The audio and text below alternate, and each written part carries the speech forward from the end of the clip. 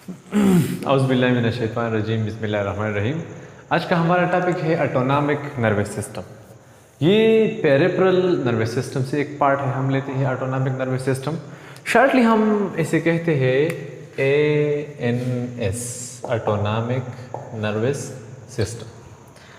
Autonomic nervous system peripheral nervous system का वो हिस्सा है जो कि एक्शन में ऑटोनॉमिक है, ऑटोमेटिक है। देखिए, पेरिफेरल नर्वस सिस्टम को हमने कुछ ऐसा डिवाइड किया था। पेरिफेरल नर्वस सिस्टम जो कि ब्रेन और स्पाइनल कॉर्ड से नर्व्स निकलते हैं तो पेरिफेरल नर्वस सिस्टम बनाते हैं।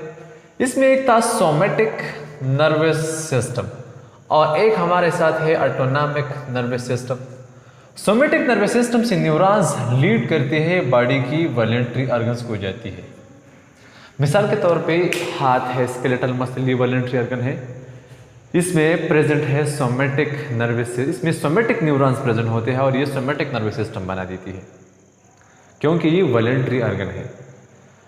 अभी ऑटोनॉमिक न्यूरॉन्स वो न्यूरॉन्स होते हैं जो कि CNS से जाती है एक इनवॉलंटरी ऑर्गन को। मीन्स दैट, मिसाल के तौर पे यहाँ पे ऑटोनॉमिक नर्वस सिस्टम है तो न्यूरॉन्स जाए यहाँ पे इनवॉलंटरी ऑर्गन को और इनवॉलंटरी ऑर्गन के फंक्शन को कंट्रोल करेगा। मिसाल के तौर पे heart, blood vessels, means that smooth muscle and cardiac muscle plus some glands. So autonomic neurons वो न्यूरॉन्स होते हैं जो बॉडी की इनवॉलंटरी फंक्शन किसी ऑर्गन की इसकी इख्तियार में, इसकी कंट्रोल में है। So autonomic neurons are all those neuron that runs between CNS and involuntary organs. मिसाल के तौर पे हार्ट इनवॉलंटरी ऑर्गन है हमारे साथ, ये हमारे इख्तियार में नहीं है कि हार्ट की बीट को हम स्टॉप कर सके या रोक सके। ये इनवॉलंटरी बीटिंग करता है हमारे हार्ट। सो हार्ट और CNS के बीच अभी जो न्यूरॉन्स होते हैं वो है ऑटोनॉमिक नर्व्स और ये एक सिस्टम माना जाती है autonomic nervous system. So simply बात है, ऑटोनॉमिक नर्वस सिस्टम वो सिस्टम है जिनमें सेंसरी और मोटर न्यूरॉन प्रेजेंट होते हैं CNS एंड इनवॉलंटरी ऑर्गन के बीच। सो आप लिख सकते हैं it consist of sensory neuron plus motor neuron. और ये सेंसरी न्यूरॉन और मोटर न्यूरॉन CNS से इंफॉर्मेशन ली जाती है स्मूथ मसल को, कार्डियक मसल को और ग्लैंड्स को, और इससे वापस ली भी जाती है। अब ये ऑटोनॉमिक नर्वस सिस्टम हम डिवाइड करते हैं दो में, sympathetic nervous system and parasympathetic nervous system. इस पैरासिम्पैथेटिक नर्वस सिस्टम को हम कहते हैं क्रेनियो सैक्रल डिवीजन। इसको हम कहते हैं क्रेनियो सैक्रल डिवीजन। यहाँ पे सम क्रीनियल नर्व्स है और सम सैक्रल नर्व्स है। आपको पता है क्रीनियम से कुछ नर्व्स निकलते हैं। ये मिसाल के तौर पे हमारे साथ हो गया ब्रेन और ये हो गया स्पाइनल कॉर्ड। कुछ नर्व्स निकलते हैं क्रेनियम से और कुछ नर्व्स निकलते हैं सैक्रल रीजन से। सो क्रीनियल नर्व्स और सैक्रल नर्व्स मिला के हमारे साथ पैरासिम्पैथेटिक नर्वस सिस्टम बना देती है। So it control the function of the body at state of rest. अब हम स्टेट ऑफ रेस्ट में हैं, कोई प्रेशर नहीं है, कोई दबाव नहीं है, कोई खौफ नहीं है, कोई इमरजेंसी स्टेट नहीं है। So we are in state of rest. अभी जो सिस्टम वर्किंग कर रही है वो है हमारा पैरासिम्पैथेटिक नर्वस सिस्टम। इसको हम कहते हैं रेस्ट एंड डाइजेस्ट रिस्पॉन्स। हम रेस्ट में है, हमारा डाइजेशन अच्छा हो रहा है। दूसरे नंबर पे है सिंपैथेटिक नर्वस सिस्टम।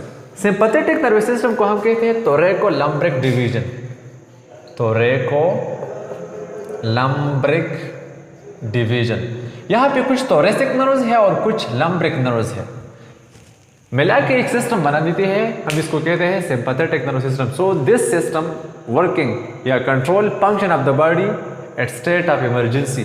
जब कोई खौफ हो, कोई धमकी हो, कोई प्रेशर हो, कोई दबाव हो, इस वक्त हमारा एक सिस्टम वर्किंग कर रहा होता है, उसको हम कहते हैं सिंपैथेटिक नर्वस सिस्टम। इसको हम कहते हैं फ्लाइट और फाइट रिस्पॉन्सेस।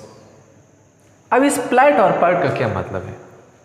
मिसाल के तौर पे एक नाखुशगवार वाक़या हमारे साथ पेश आया, ज़लज़ला आया, ठीक है, या हमको किसी ने धमकी दी, ठीक है, या कोई और भी इमरजेंसी स्टेट है, खौफ की वजह से या तो हम बेहोश हो जाएंगे, फिर हम इन हालात से बेखबर है, तो हमने फ्लाइट कर दी, दिस इज फ्लाइट। जब भी हम हालात का मुकाबला ना कर सके किसी भी इमरजेंसी स्टेट में और हम बेहोश हो जाए, this is called flight. Flight means that किसी भी नाखुशगवार मोमेंट में हालात आए हैं, इमरजेंसी स्टेट है, खौफ है, धमकी है, कुछ भी है, लेकिन इमरजेंसी स्टेट है, हम बेहोश तो नहीं हो गए, हमने हालात का मुकाबला किया, लेकिन हमारा रंग फीला हो गया है, हमारी बॉडी वाइब्रेशन कर रही है खौफ की वजह से। सो इस कंडीशन को हम कहते हैं फाइट, हमने मुकाबला किया हालात की। सो फाइट और फ्लाइट रिस्पॉन्सेज इसी को कहते हैं। सो इसी कंडीशन में खौफ की या इमरजेंसी वाले हालात में हमारा जो सिस्टम एक्टिव होगा वो है हमारा ये सिंपैथेटिक नर्वस सिस्टम। अब इसकी वर्किंग क्या होगी? एट स्लो हार्ट रेट, बिल्कुल हार्ट रेट स्लो है, नॉर्मल हालत में हमें स्लो हार्ट रेट है। लोअरिंग बीपी भी या इसने हाई की है, ये लो करेगा।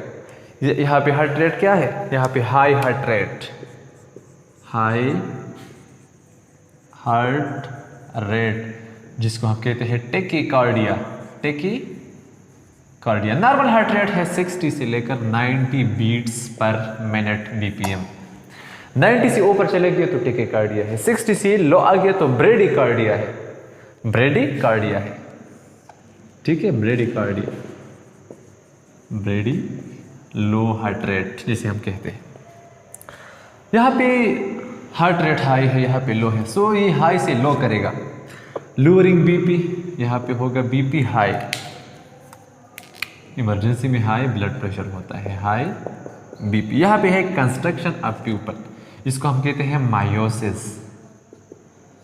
जो आई का प्यूपल है वो कंस्ट्रक्ट हो, थिन हो जाएगा, छोटा हो जाएगा, ठीक है। इस हालत में डायलेशन ऑफ प्यूपल होगा, यहाँ पे होगा dilation of pupil. So dilation of pupil होगा सिंपैथेटिक नर्वस सिस्टम में, इसको हम कहते हैं माइड्राइसिस, माइड्राइसिस, MYDRIASIS, माइड्राइसिस, ठीक है। यहाँ पे होगा स्टिमुलेट सलाइवेशन, यहाँ पे होगा इनहिबिट सलाइवेशन, इसका आप बिल्कुल उलट ले लें, इनहिबिट सलाइवेशन। यहाँ पे होगा कंस्ट्रक्शन ऑफ ब्रोंकाई, यहाँ पे होगा रिलैक्सेशन ऑफ ब्रोंकाई, या आप कह सकते हैं dilation of bronchi, dilation of bronchi तो आप लोग जानते होंगे। यहाँ पे increase blood flow to skin and viscera, viscera means internal organs, intestine, kidneys, stomach, liver, pancreas, ये वेसरा है। यहाँ आप उलट ले लें, decrease blood flow to skin and visceral organ. यहाँ पे एक कंट्रैक्शन ऑफ ब्लडर है तो यहाँ पे inhibit contraction of bladder, inhibit contraction of bladder means that ये इमरजेंसी हालात है। इमरजेंसी हालात में हमारे दिल का जो रेट है, हार्ट रेट, वो फास्ट हो जाएगा, हमारी बीपी हाई हो जाएगी, प्यूपल की डायलेशन हो जाएगी, ठीक है।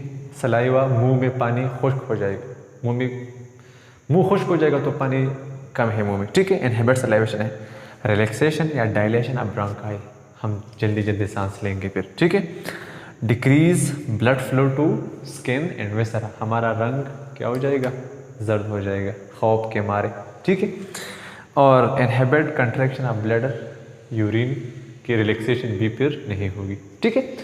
सो इस इमरजेंसी हालात से वापस अपने नॉर्मल हालात में बॉडी को ले आना किसका काम है? पैरासिम्पैथेटिक नर्वस सिस्टम का काम है। बगैर किसी मेडिसिन के लिए, कोई हमने दवाई नहीं खाई है, कोई इंजेक्शन हमने नहीं लगवाई है, कुछ देर बाद हमारा बॉडी अपने ओरिजिनल पोजीशन में आती है, अपने ओरिजिनल स्टेट में आते हैं। सो फिर इस इमरजेंसी हालत में इस ओरिजिनल स्टेट में बॉडी को लाना पैरासिम्पैथेटिक नर्वस सिस्टम का काम है। सीधी सी बात है, इमरजेंसी स्टेट है, एक्टिव है, पैरासिम्पैथेटिक स्टेट ऑफ रेस्ट है, एक्टिव है, पैरासिम्पैथेटिक नर्वस सिस्टम। सो इस इमरजेंसी हालत से वापस अपने ओरिजिनल हालत में लाना बॉडी की फंक्शन को, ये पैरासिम्पैथेटिक नर्वस सिस्टम का काम है। यहाँ पे एक दो हार्मोन रिलीज होंगे हमारे साथ, इसको एक हम कहते हैं एफिनेफ्रिन, एफिनेफ्रिन एंड नॉरएपिनेफ्रिन, ये दोनों हार्मोन हैं, इसको हम कहते हैं emergency hormone, because these hormone are release during the state of emergency. So this is all about autonomic nervous system, hope that you understand better. इसके बाद हम इंशाल्लाह शुरू करेंगे सम रिसेप्टर्स, इसमें हम टंग के बारे में बताएंगे, टंग सेंस ऑफ टेस्ट, टेस्ट क्या है, इसकी टाइप्स क्या है, कितने जायके है, टेस्ट रिसेप्टर को हम एक्सप्लेन करेंगे, फिर नोज़ है, और फिर इसके बाद पैन के रिसेप्टर हैं. तो इंशाल्लाह 1 बाय 1 हम रिसेप्टर पे भी एक क्लास लेंगे आपके लिए. हमें अपनी दुआ में याद रखिए. अल्लाह हाफिज़.